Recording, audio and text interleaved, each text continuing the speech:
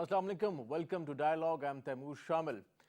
Pakistan Tehreek-e-Insaf, PMLN, both are celebrating yesterday's Supreme Court's verdict on Panama case, and this is interesting that both parties are celebrating the verdict. Pakistan Tehreek-e-Insaf is of the view that they are going to take on this verdict and they are going to look into the probe that is ordered by the Commission, by the Supreme Court, and also PMLN is of the view that they have won another point against Pakistan Tehreek-e-Insaf. And today we are going to discuss about Panama case and the Panama verdict and its impact on the political scenario, on the opposition parties, their view about Panama case, and PMLN's view on Panama case, how this is going to affect the political scenario in the country, how this is going to strengthen PMLN for the next elections, and how Pakistan Tehreek-e-Insaf, other opposition parties, Pakistan People's Party, Jamaat-e-Islami, are looking at this verdict.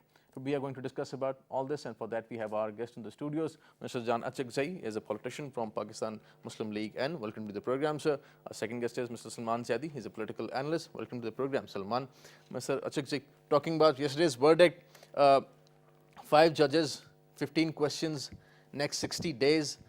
How do you see this, that Pakistan Tehreek-e-Insaf, they are celebrating this verdict, yesterday's verdict, and also PMLN seems to be very confident about yesterday's verdict. These two opposing powers, two opposing political parties, also Pakistan People's Party, and a verdict. How do you see this whole situation, political situation? Yes, PTI was celebrating yesterday, but they put around the black bands around their rest today just to protest. They have not accepted the judgment in its total. Now they are against GIT, and what they believe is that they are going to challenge it.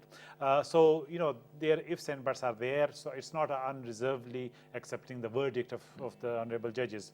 Now, having said that, what's important is that the message of the verdict was that whatever has been alleged against the Prime Minister have not been proved beyond reasonable doubt, and all the allegations narrated by the PTI should be investigated further by GAT.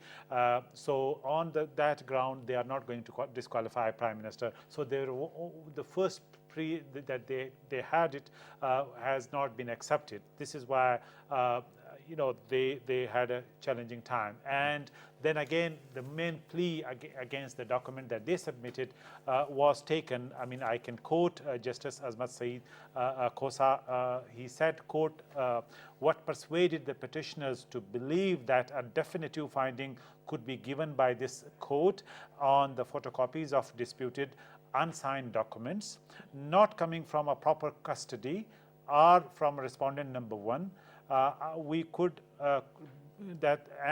how we could disqualify respondent number 1 on mere allegations emanating out of the Panama Papers."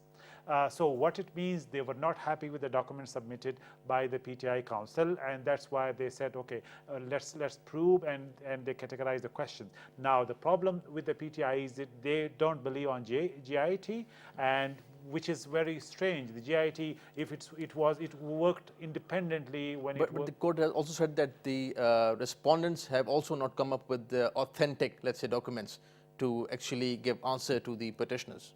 But they did not say that just because they are not satisfied with some of the documents, they are going to disqualify. So they said, I mean, I can quote more than 3 passages from the verdict, which says that why there is no absolute relevance of Mariam Nawaz being dependent on Prime Minister falling within the preview of GIT. They have not put Mariam Nawaz Saiba again as the sole beneficiary owner of these companies within the preview of the GIT.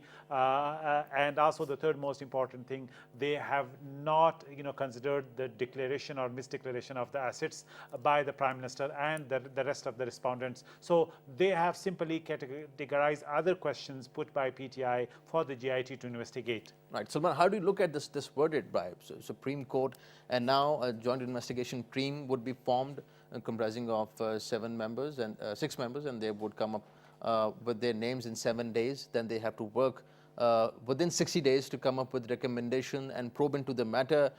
Many people are of the view that if Supreme Court and the bench couldn't take any strong stance on it, though two justices took a stance. But what would GIT do? What would the government officials do in this case? Are you optimistic with the GIT formation? Multiple things to consider there. Number one, I think a great legal precedent has been created, and the more you speak to the legal fraternity, the more that they will say that this is a sober legal moment, where all 5 judges have been able to draw on a different set of arguments within this entire proceeding, and whereby we have a split court where 2 have come out with a stronger, dissenting note and 3 in majority. It must be noted that the note of dissension in such cases has no relevance. It doesn't stand up too much. But here also is an important precedent that you have the Mr. Khosa himself in a minority. But having said that, Mr. Khosa's what he says is being taken very seriously. The JIT may not by the opposition parties, but by the opposition parties, and indeed in what he has written in the 540-page document, which lawyers are sort of breaking down and deconstructing at the moment. Mr. Khosa may have said, two judges may have come out and said no, but 3 others have also not entirely said no. They have said that Mr. Nawaz Sharif does need to go and prove something, that we will create an interim period whereby the JIT takes on the investigation. The appellate court cannot take on investigation. What does one hope from the JIT? Well, more of the same, more investigation. I don't think anybody can realistically take that kind of time frame. I think there might be a call for an extension. This investigation might go on for longer. Of course, the Panama leaks itself took on a process of 1.5 years, whereby they came out with these documents.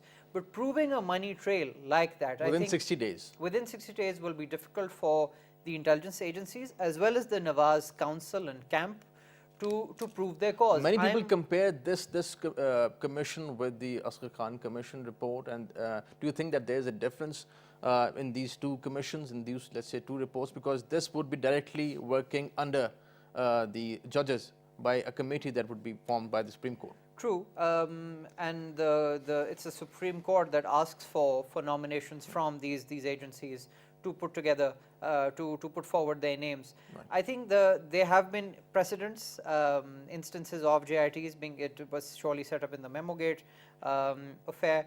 Commissions are different to JIT formations, but whatever they come up with, I think the idea here is not to sort of give too much autonomy to one person. Commissions are often led by just one person, one member.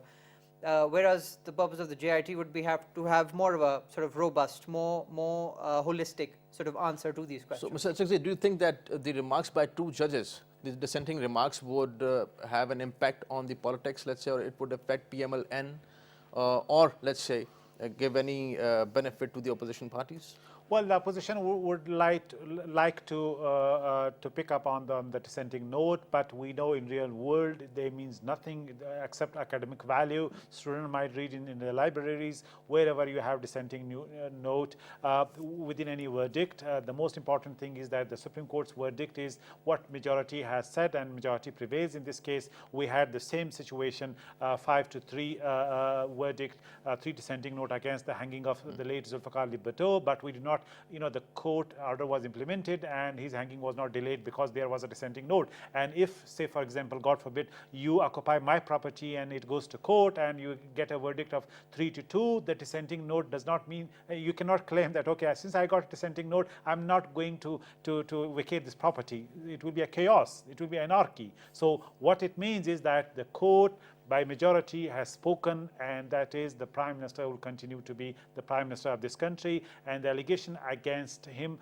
are not worthy that would warrant his disqualification, and we have further probe to be done by GIT. This is the outcome. Now, the dissenting note, whatever they means nothing for all practical purposes. How is PMLN looking at the JIT now and the formation and the people who would be working on it? We have no problem with JIT. It's the Supreme Court's order. We, being executive, has to implement it as per their directives. The JIT has been working in Karachi, Bahria town, in Model Town incident, Dawn leaks. JIT is working off government's influence independently. So the allegations that JIT is because because they are government employees, how can they ask Prime Minister? So I think this is a ridiculous argument. This is saying that all institutions, God forbid, are under the influence of Prime Minister, are the government. Are we suggesting, yes, technically he is the head of the government, but ISI is under the Prime Minister, but operationally it's an independent institution. MI is very much independent Working institution. under commission. They would be working under commission. Yes, and then the other members would be very much operationally independent, and they would be working with the Supreme Court directly. So the government would have no influence on that. And this is why the claim by the PTI that they don't accept JIT, that they would go for a review, simply beyond ridiculous. They were in the first place. They accepted it yesterday. Mr. Imran Khan, chairman, Pakistan Tehreek-e-Insaf Salman, he accepted it yesterday. They were celebrating it, Pakistan Tehreek-e-Insaf. But then there is a change, let's say, in the reaction to this verdict and Panama case. How do you see that? Do you see that they are inconsistent in their policy? They're just reacting to, maybe they're not sure about their strategy? I think the reaction all around by all parties. I think the jubilation is a bit uncalled for by any camp. I think just as the legal decision has been sober, the political outcome has also been very, very sobering. And I think thereby the Tehreek-e-Insaf might surely lives to fight another day, gets some time more. I think there is the finality of the case the case still goes on. The decision has not been absolute, and I don't think we will have an absolute decision, simply because even though, as Mr. Achakzai correctly points out, the dissenting note doesn't mean much, that we may be close to a legal decision. I think the political case around this entire Panama leaks case is much larger. I think that has created a profound the dissenting note doesn't mean much in the let's say in the legal sense, but the political impact would be more, as Mr. Jansaksi was saying, that Pakistan Tehreek-e-Insaf might use it. Pakistan People's Party is still using it. Mr. Asif Ali Zardari was very critical of the Supreme Court's verdict as well as of PMLN. How do you see that? Pakistan People's Party, the way they are looking at Sure. I'd like to come back to the dissenting note. I think it must be made clear that although 2 judges have come out and said, made their dissenting note, the other 3 have also asked for the PM to prove his innocence. And therefore, the chit is not clean. Therefore, the Prime Minister was coming out and making that speech which he decided against. I think there is far more to this case than we understand at this point. I think it will continue to linger as investigations come in. Just simply the questions of the money trail being established, etc. I think those are questions that we may find a legal answer, but politically, I think this is also a moment for institutions to show maturity. NAB completely was thrown out the window. Political parties and their role has come under question. So the new thing is the working of the institutions. Now the institutions have to prove, let's say, is this the point? Absolutely. On Panama case, and they have to take the responsibility of probe into this. Institutions have to prove their credibility, and justice is not just a function of paperwork. Institutions have to go above and beyond the call of paperwork to prove to the electorate, to people, to constituency that they are doing work. It must not come simply from the chief, the highest level of the appellate court or the executive to say that the election commission is not working or NAB is not working. I think these institutions need to really add more capacity to their own work. Right. Barrister Masroor Shah has just joined us. Welcome to the program, Barrister Masroor Shah. Talking about yesterday's verdict, JIT, 60 days, 5 judges. How do you see the whole scenario now? We were discussing that what is going to be the political impact of this verdict, and how do you see JIT now, their working and their credibility? Actually, basically if you see, it was a legal case, but so much hype has been given to it that it has now its political connotations. And I think both parties to be blamed. PTI started the media hype, and then actually PMLN had to respond. And this was the case which was not only fought in the 4 walls of courtroom number 1 of Supreme Court, but then another courtroom was set up outside the Supreme Court rostrum, then in the afternoon in PID and in Bani Gala, and the night in the talk shows. So naturally the political consequences are there and were there for either side, whatever verdict that would have come, the political connotation, the political consequences would definitely, they were to flow. Now, basically, PTI's first demand or first request or first prayer from the Supreme Court was the disqualification of the Prime Minister. That was their target, prime target. And if the court would have disqualified the Prime Minister, then that would have hit the bullseye for PTI, and they would have come dancing out of the Supreme Court. But that did not happen, and definitely it's a split decision. Two judges decided in favor of disqualification, while the majority did not. And as per the law, the decision of the majority is the decision of the Supreme Court. The dissenting note might be very good for academic reasons. As a student of law, I'll definitely read the reasoning, but it does not have the force of the judgment of the Supreme Court. So the judgment is JIT. No, the judgment is the JIT and the reasons that are given by the majority of the bench, members of the bench, the three honorable judges that have given. Now, basically, the issue is that, yes, the case is not over. Though the two judges in minority have decided that, yes, Prime Minister has failed to prove his case, and whatever the consequences that follow, they have elaborately enunciated in their short order.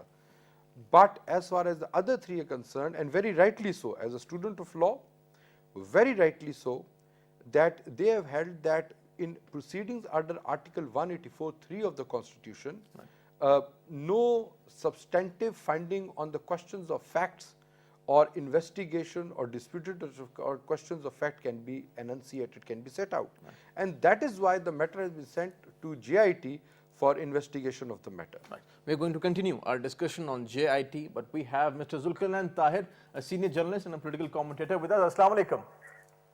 Assalamu alaikum. Mr. Zulkarnain, not talking about JIT, many people are skeptic about the JIT as well, and there is a discussion in the media as well.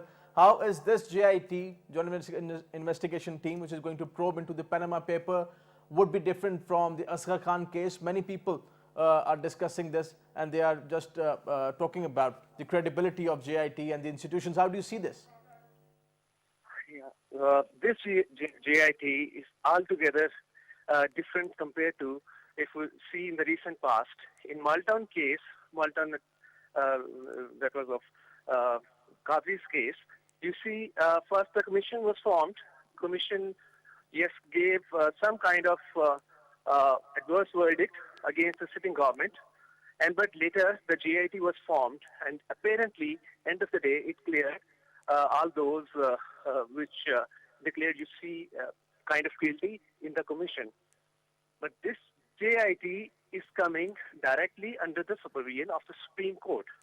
Right. And when you see, it has to collect the evidence, report to the Supreme Court, things would be altogether different. Now, do you think that Supreme Court wants the institutions also to take responsibility of this probe, and this Joint Investigation Team certainly is going to also bring in the discussion on how the institutions, for that matter, IB, ISI, State Bank of Pakistan, FIA, are looking into this matter? Yeah, you see, the Supreme Court couldn't convict the Prime Minister because there wasn't evidence available. And the Supreme Court, what the Supreme Court has done, it is appoint a kind of investigator. JIT is an investigator, and it's going to investigate here and abroad, and countries involving maybe Qatar, Saudi Arabia, and UK. But the major problem will remain there. Whether that investigator, means JIT, getting the foreign assistance in collecting the evidence of the money trail and other related money laundering kind of things. So it's not going to be that easier for it. And the other thing is this, of course, the opposition would be building up the pressure, asking it what the JIT is doing.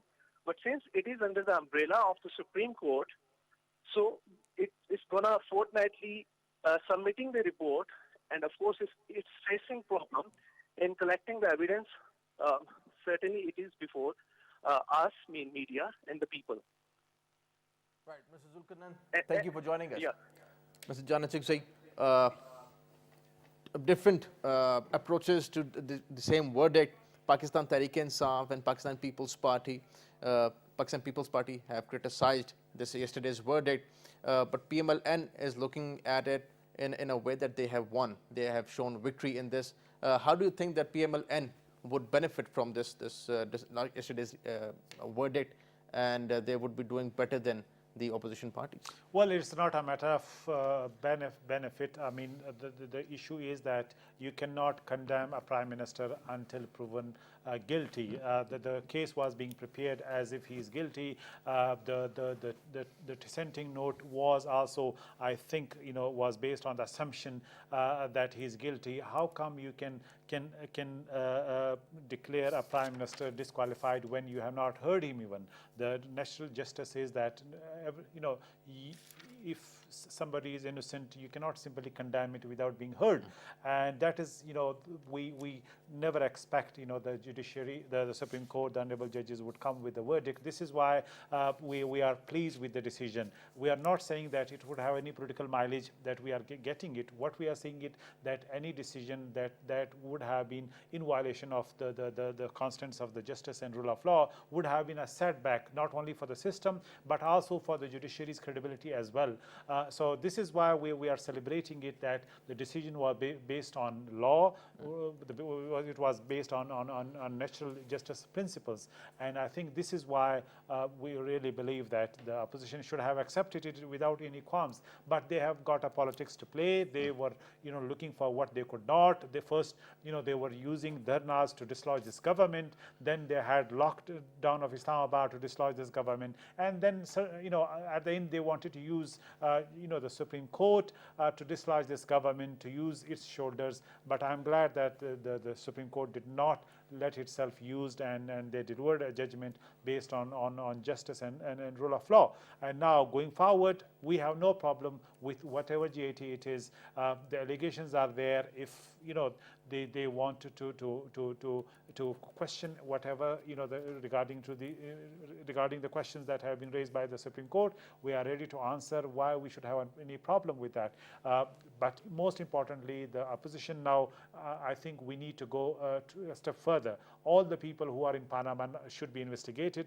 Me, being a government functionary, would be very much looking to a new GIT by all the institutions, including NAF, to go after the rest of the people. When the Prime Minister has offered himself for accountability, when the 3 generations of his family has offered for accountability, so the more than 200 people who are part of Panama should not go unpunished. They also should see the court of law, so that the justice should take its course, and we also should see people like Imran Khan, who also had an offshore company, be brought to book as well, and Jahangir Tareen and the rest of the people who were accused of the same assets having through Panama and the rest of the So all of them should be islands. brought into this Absolutely. JIT. So I'm not saying to this GIT, I'm saying that now when the Prime Minister's accountability Right. has been done and the process has kicked in to see the completion of the whole process, there is a dire need to launch, to probe all the allegations against the rest of the people came down through Panama. Salman, there's an interesting perception at the grassroots level, and that is that PMLN so far has been benefiting from all the allegations that were leveled against PMLN from Pakistan Tehreek-e-Insaf, starting from rigging, dharna, elections, by-elections, then the Supreme Court verdict, and also people can see the tangible work done by PMLN, the metro bus and everything, all the projects that are running. So far, PMLN has been improving. PMLN has been benefiting more from all these allegations. And Pakistan Tehreek-e-Insaf, they know it very well. This is the perception, that they want to just carry on this sentiment against PMLN to the next elections, and they know this very well. They also know that they had this thing in mind, that they won't be getting anything substantial from this verdict. Do you agree with this perception or this whole debate?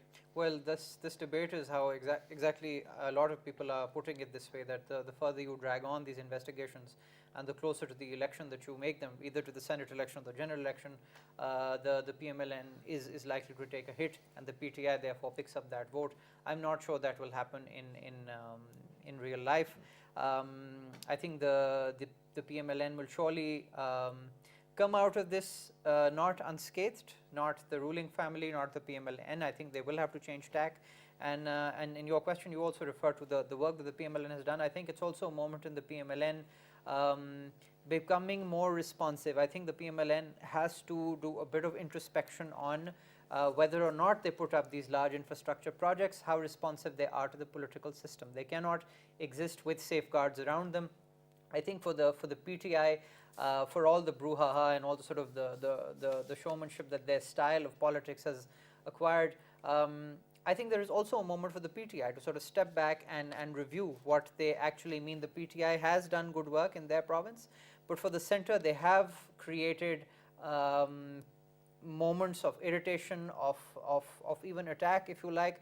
Some of them positive, some of them very, very destructive and non-productive So at all. PTI not coming up with authentic papers or documents is also going to affect their credibility, do you think? I'm not sure. I Politically? think it's down to a question of your legal counsel and how what the kind of brief that they are able to put together.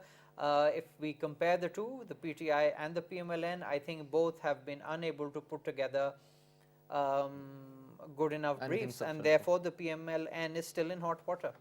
Mr. Masood credibility of Pakistan Tehreek-e-Insaf, the unauthentic documents provided by Pakistan Tehreek-e-Insaf, and so was the case with PMLN, their credibility and the future, how do you see it? You see, the court in the course of proceedings had itself said that both the parties are hiding the truth from the court. It's not that PTI had plethora of admissible, cogent, convincing evidence. If that was the court case, the court might have had decided otherwise. Though legally, under Article 144(3), under which the petition was being heard, this was the most the court could have done, the majority view.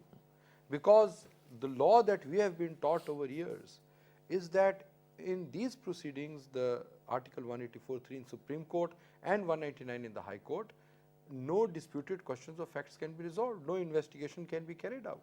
So this was the most that court could have done, was to form a commission or a JIT or send it to a federal investigating agency like NAB or FIA. So this was one of the possibility, and I've been predicting it that this is what will happen. Now the question is that the credibility, yes, if PTI would have achieved their principal milestone, their goal, then that would have changed the game plan of our political scenario. But that has not happened, and that is why you will see the body language of Imran Khan. Imran Khan did not address the media in Supreme Court. He ran away. Sheikh Rashid didn't talk to the media. Later on, might be, discussing it with his advisor, and then came up with the thing that we don't agree with GIT. Well, this was his own prayer. You see, in Imran Khan's petition, Sheikh Rashid's petition was slightly different. He only wanted disqualification of Prime Minister, which the court did not agree. Imran Khan, in prayer number 1, wanted disqualification, but in the same petition, prayer number 6, he wanted a investigating agency to investigate the matter. And this is exactly what the court has done. So what else? What is your take on Mr. Zardari's remarks that he said that how would GIT look into this matter? I'm talking about the credibility of GIT, that these government officers would be probing into the matter. His point was that if the Supreme Court bench couldn't do it, how would GIT do it? No. So what is your comment? Well, first, legally, I think, legally. I think it's all politics. Well, is Mr. Zardari implying to say that there was pressure from Nawaz Sharif that the Supreme Court could not do justice? Or if the Prime Minister was, for example, is assuming that Prime Minister was exerting unlawful pressure, and under that the Supreme Court judges succumbed and did not pass a judgment which they actually wanted to? No, I don't think so that is the case. Had it been the case, it would have been a unanimous decision. All the judges decided the cases according to their own conscience. I, as a student of law, may not agree with the minority view. But I respect the opinion of the judges. They are the senior most judges of the Supreme Court, and they all decided according to their conscience. Now coming to the GIT, I look at it from a totally different perspective. I think this is the victory of rule of law in this country, that hitherto till date even a minister was never held accountable. But the Supreme Court has made the Prime Minister of this country sit before GIT, the government officials, though they may be grade 19 officials, there are a lot of hue and cries been made, but they represent the state, they represent the law, and they have made Prime Ministers succumb to the majesty of law. And this is not the case where they will be totally on their own in deciding the guilt or otherwise of the Prime Minister.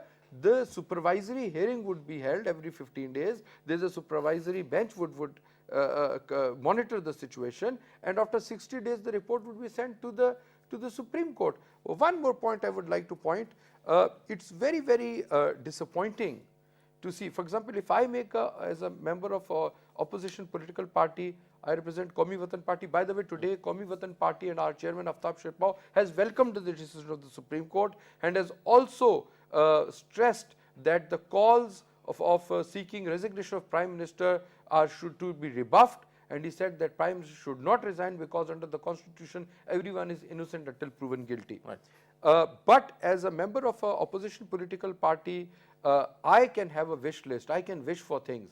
But Jan Najazai representing the government, he is making wishful thinkings. Well, Imran Khan should also be made accountable, and all the names who's appeared in Panama paper, they should act.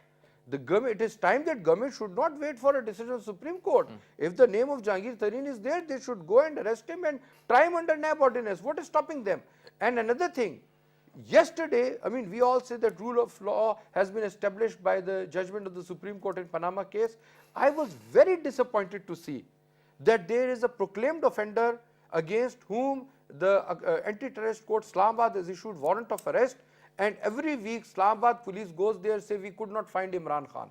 And yesterday he was escorted by the same Islamabad police, so other political parties, Islamabad police, and he was brought to Supreme Court, taken away, taken back after the hearing. Why didn't the Islamabad police do his statutory duty? I think they are also lagging behind in performing their legal and statutory duty.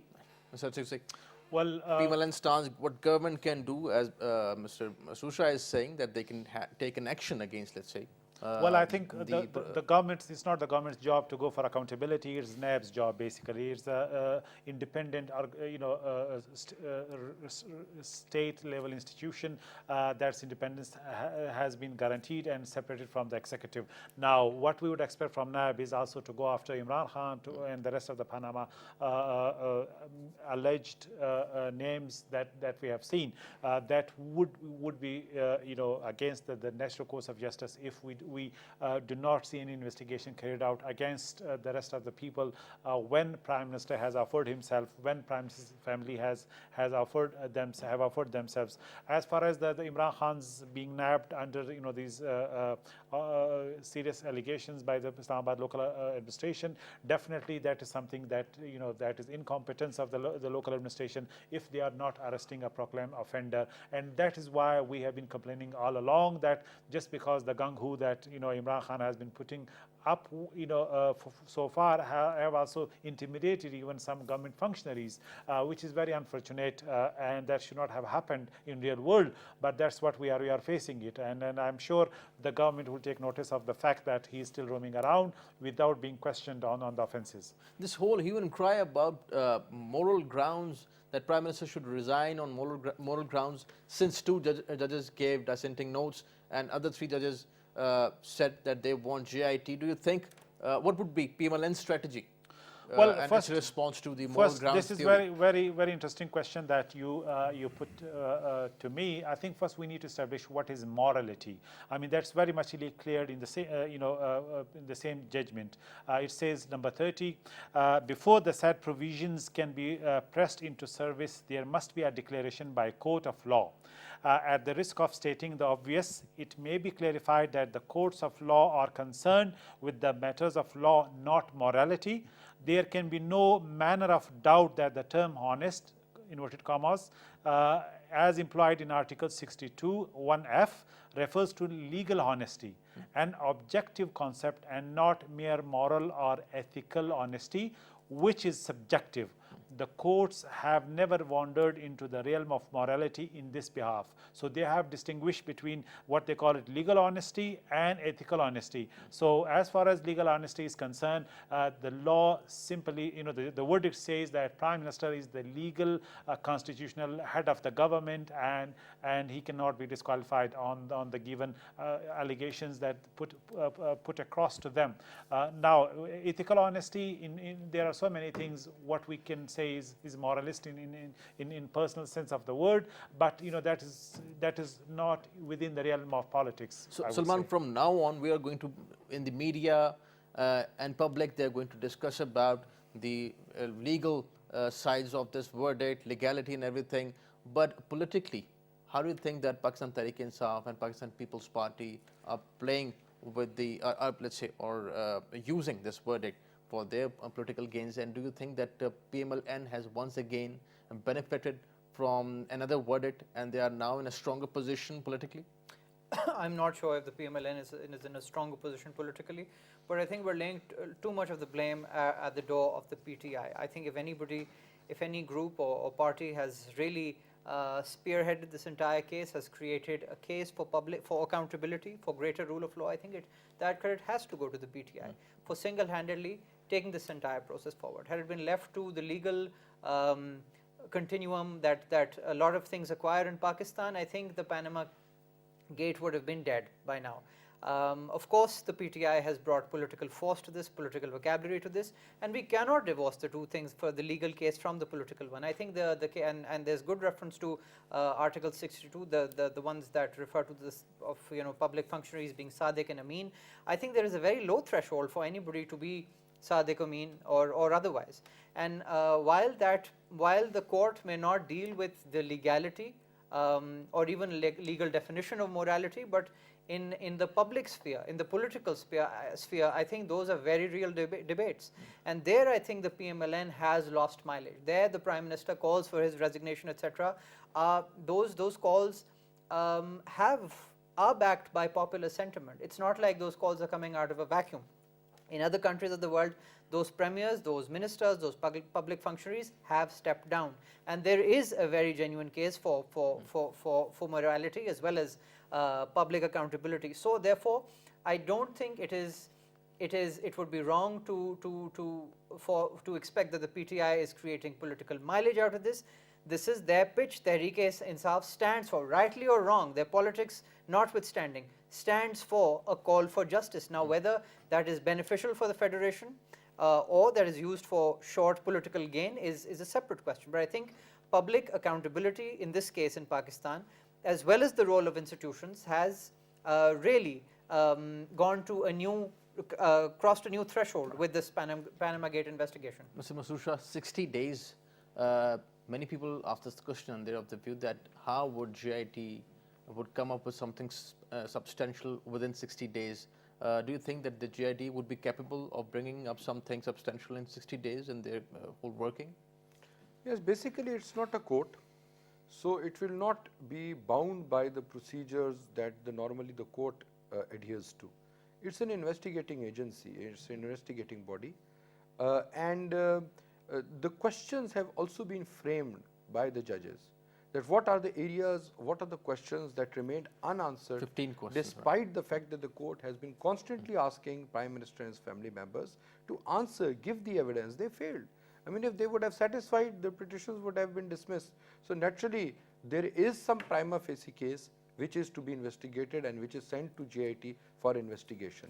And given the composition of the GIT with all the expertise there sitting under one roof, I think it's they have the capacity to dig out the real facts, and then the onus is on the Prime Minister also. I mean, if he has taken the stance that I have brought this money from Qatar, or the Qatari prince has given the money for the London flags, then he must provide some money trail and something in black and white to corroborate his claim, because if he does not, then the Prime Minister and his family will be in serious trouble.